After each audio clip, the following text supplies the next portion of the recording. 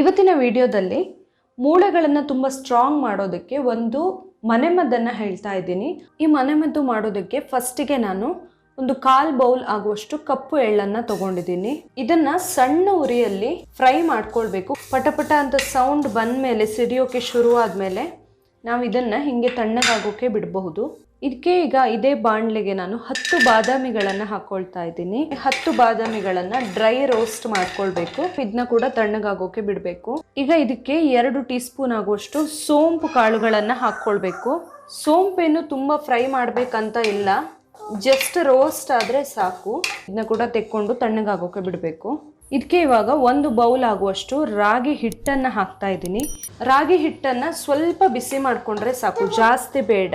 Just 1 ನಿಮಿಷ fry ಮಾಡಿಕೊಂಡು stove off ಮಾಡಿದ್ರೆ ಅಷ್ಟಾದ್ರೆ ಸಾಕಾಗುತ್ತೆ.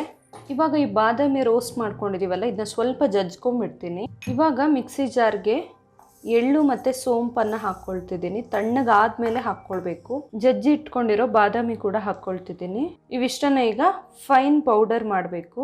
ಇದೀಗ ಫುಲ್ ಪೌಡರ್ ಆಗಿದೆ. ಇದನ್ನ ನಾನಿವಾಗ ಬಿಸಿ ಮಾಡಿ ಇಟ್ಕೊಂಡಿರೋ ರಾಗಿ ಪೌಡರ್ ಇದೆಯಲ್ಲ, ಅದಕ್ಕೆ ಹಾಕ್ತಾ ಇದ್ದೀನಿ. ಇದಿಷ್ಟನ್ನ ಚೆನ್ನಾಗಿ ಮಿಕ್ಸ್ ಮಾಡ್ಕೊಳ್ಬೇಕು.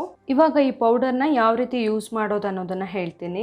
ಫುಲ್ 1 ಟೀ ಸ್ಪೂನ್ ಆಗುವಷ್ಟು ಪೌಡರ್ನ ಒಂದು ಪಾತ್ರೆಗೆ ಹಾಕೊಳ್ಬೇಕು. ಇದಕ್ಕೆ ಈಗ 1 ಟೀ ಸ್ಪೂನ್ ಆಗುವಷ್ಟು ಬೆಲ್ಲನ ಹಾಕೊಳ್ಬೋದು. ಇದಕ್ಕೆ ಇವಾಗ 1 ಲೋಟ ಆಗುವಷ್ಟು ಹಾಲನ್ನ ಹಾಕೊಳ್ತಾ ಇದ್ದೀನಿ.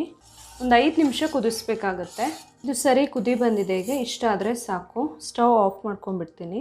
ಮೂಳೆ ಸ್ಟ್ರಾಂಗ್ ಆಗೋದಕ್ಕೆ ತುಂಬ ಸ್ಟ್ರಾಂಗ್ ಬೋನ್ ಬೇಕು, ಅಥವಾ ಏನಾದರೂ ನಿಮಗೆ ಗಂಟು ನೋವು ಎಲ್ಲ ಪ್ರಾಬ್ಲಮ್ ಇದೆ ಅಂತ ಅನಿಸಿದರೆ, ಮೂಳೆಗಳ ಪ್ರಾಬ್ಲಮ್ ಇದೆ ಅಂತ ಅನಿಸಿದರೆ, ಈ ಥರ ಒಂದು ನ್ಯಾಚುರಲ್ ಡ್ರಿಂಕನ್ನು ಪ್ರತಿದಿನ ಮಾಡಿ ಕುಡಿಬಹುದು. ಇದರಿಂದ ತುಂಬಾ ಹೆಲ್ಪ್ ಆಗುತ್ತೆ. Thank you.